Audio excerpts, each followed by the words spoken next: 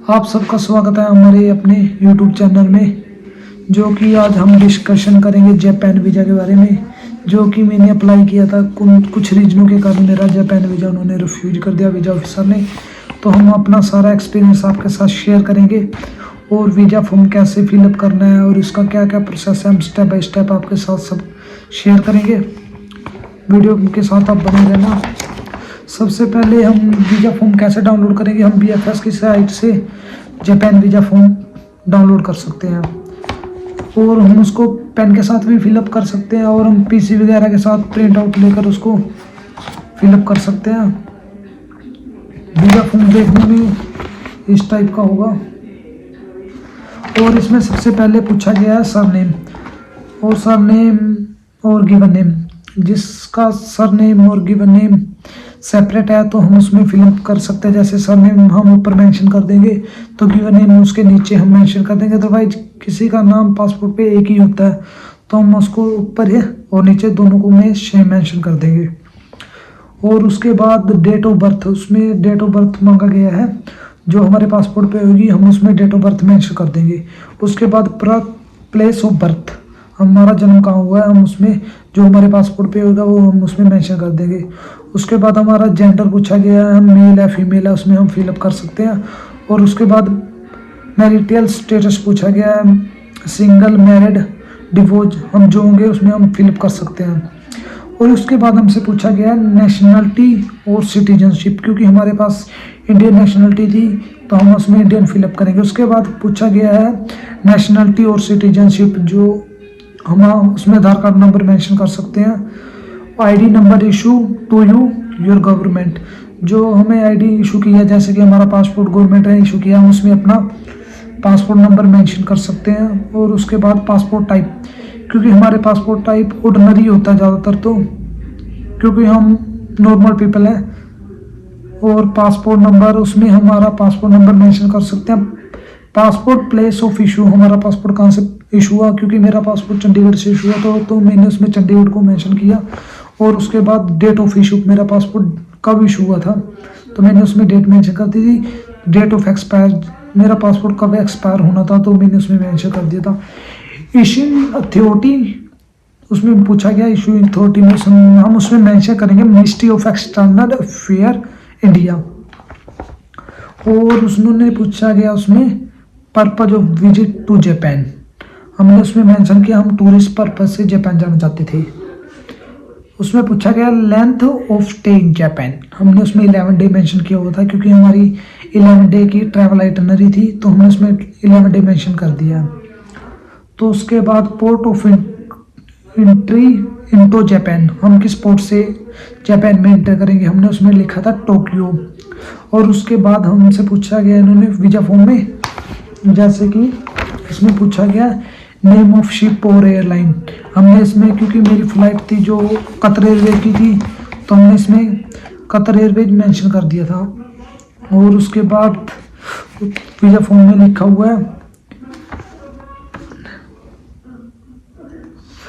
भाई name of hotel, हमने उसमें अपना होटल का नेम मेंशन कर दिया था। उसके आगे जो उन्होंने टेलीफोन नंबर मांगा हुआ था, जो हमने होटल का टेलीफोन नंबर उसमें मेंशन कर दिया था।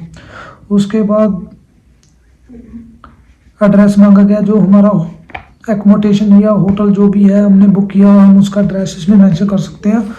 और उसके बाद डेट ऑफ ड्यूरिंग और प्रीवियस स्टे इन जापान, हमने लास्ट टाइम जापान में स्टे किया तो हम उसमें मेंशन कर सकते हैं कब मैं गए थे, हम कब हमने उसको एग्जिट किया। तो उसके बाद करंट ऑफ रेजिडेंटल एड्रेस, हम उसको छोड़ देंगे क्योंकि ये इतना मैंडेटरी नहीं है। तो उसके बाद एड्रेस, जो कि हमारा एड्रेस होगा जहाँ हम रेजिडेंसी, हम जहाँ पे रहते हैं वहाँ हम उसमें मेंशन कर सकते हैं। और उसके बाद हम नीचे मोबाइल नंबर मेंशन करेंगे जो हम यूज करते हैं, क्योंकि कई बार ऐसा होता है कि वीज़ा ऑफिसर हमें कम्युनिकेशन करने के लिए नंबर से कॉल भी कर लेता है। इसमें हमने जेन्युइन नंबर है मेंशन करना चाहिए और हमारी जो भी मेल ID होगी वो हमें जेन्युइन मेंशन करनी चाहिए, क्योंकि BFS वाले और वीज़ा ऑफिसर कई बार ऐसा होता है कि हमारी एडिशनल डॉक्यूमेंट की रिक्वायरमेंट होती है, फिर वो हमें कॉन्टैक्ट करने के लिए हमारी मेल या मोबाइल नंबर से हमें कॉन्टैक्ट करने के लिए ट्राई करते हैं, क्योंकि हम उनसे ट्राई कॉन्टैक्ट में रहेंगे तो गुड एंड वेल है, क्योंकि हम उनकी जो रिक्वायरमेंट है वो कंप्लीट कर सकते हैं। अदरवाइज फिर हमारे वीज़ा रिफ्यूजल के चांस बन सकते हैं, क्योंकि हमने उनकी रिक्वायरमेंट को नहीं कंप्लीट किया। तो उसके बाद करंट ऑक्यूपेशन एंड पोजीशन, हम क्या काम करते हैं हम उसमें मेंशन कर देते हैं। और उसके बाद किस कंपनी में काम करते हैं हम उसमें मेंशन कर देंगे, उसका मोबाइल नंबर, और हम एड्रेस मेंशन कर सकते हैं उसमें। ओके, फिर उसके बाद नेक्स्ट वीज़ा फॉर्म आ गया, दैट्स कंपलसरी है ये। इसमें पूछा गया है पार्टनर ऑक्यूपेशन, क्योंकि हमें इसमें ज़रूरत नहीं थी, क्योंकि और उसके बाद जापान में हमें कोई इनवाइट कर रहा है तो हम उसका एड्रेस, हमें किसी ने इनवाइट नहीं किया था तो हमने खाली छोड़ दिया था। उसके बाद कुछ उन्होंने हैव रिमार्क्स दे रखे हैं, have you ever been convicted of crime offence in any country, हम इसमें नो कर देंगे, क्योंकि हमें किसी भी कंट्री में हमने अभी तक कोई ऑफेंस या क्राइम नहीं किया और ना ही करेंगे हम। 1 year more of any been deported or removed from Japan any country for overstaying your visa any law of regulation, हम इसमें भी नो मेंशन करेंगे। Been conviction and the sentenced for a drugs offence in any country of law, इसमें हम no mention करेंगे। अब भाई जितने भी इसमें दे रखे हैं हम इसमें नो ही मेंशन करेंगे। उसके बाद डेट ऑफ एप्लीकेशन, जब हमने एप्लीकेशन को फिलअप किया, जब हम उसमें अपने डेट को मेंशन कर देंगे। आगे उन्होंने सिग्नेचर मांगे हुए तो यहाँ हम अपने सिग्नेचर कर देंगे। और तो हम आपको दिखा रहे हैं हमारी फ़्लाइट बुकिंग, ये हमारी फ़्लाइट बुकिंग थी कतर एयरवेज की। तो इसमें हमने नीचे हमारी इन्फॉर्मेशन होती है, passenger name, passport name, date of birth, type, क्योंकि ये हम डमी भी लगा सकते हैं और हम डमी भी चल जाती है वैसे। उसके बाद बैंक स्टेटमेंट हम, क्योंकि मेरे पास यूएई में अकाउंट था तो मैंने यूएई की बैंक स्टेटमेंट लगाई थी।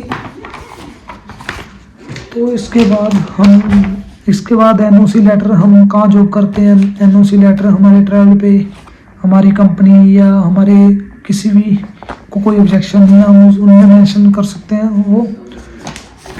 और उसके बाद हमने कवर लेटर में अपने बारे में बिल्कुल मेंशन कर सकते हैं, हम क्यों जाना चाहते हैं, क्योंकि मैंने उसमें मेंशन किया था I would like explore Japan rich culture and historical place. और मैंने उनको बोला था कि मैं जापान में क्रिसमस और न्यू ईयर सेलिब्रेशन करने के लिए जाऊंगा। और उसके बाद जैसे ही मेरी ट्रैवल आइटनरी ख़त्म होती है, जो भी मेरा स्टे है ख़त्म होता है, तो मैं उससे पहले जापान को एग्जिट कर दूंगा, आउट कर दूंगा।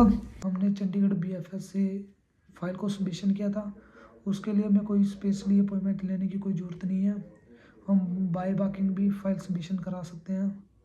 और जापान वीज़ा की फ़ीस 550 रुपीज़ है।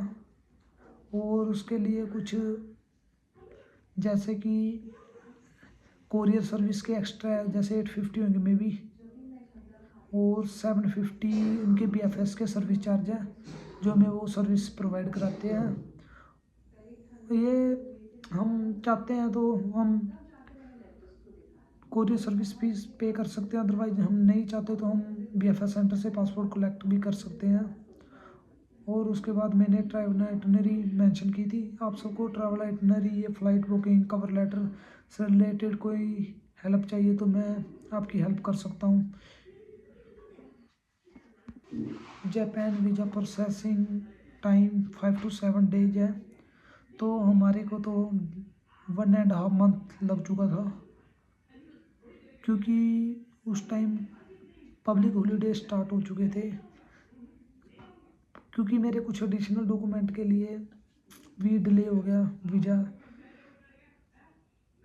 जी उस टाइम काफ़ी पब्लिक हॉलीडे चल चुके थे तो हमारे वीज़े को काफ़ी टाइम लग चुका था, क्योंकि पब्लिक हॉलीडे होने के कारण एम्बेसी बंद थी और उन्होंने रिज़ल्ट देने में काफ़ी डिले कर दी। तो मेरे को 1 मंथ कंप्लीट होने के बाद मेरे को एम्बेसी से कॉल आया, वीज़ा ऑफिसर ने मेरे को एम्बेसी से कॉल किया। तो वीज़ा ऑफिसर ने मेरे से कुछ क्वेरीज की कि आप क्यों जाना चाहते हो, आप क्या करते हो, तो आप किस लिए जाना चाह रहे हो, कब जाओगे, आपका पर्पज़ क्या है वहाँ जाने का।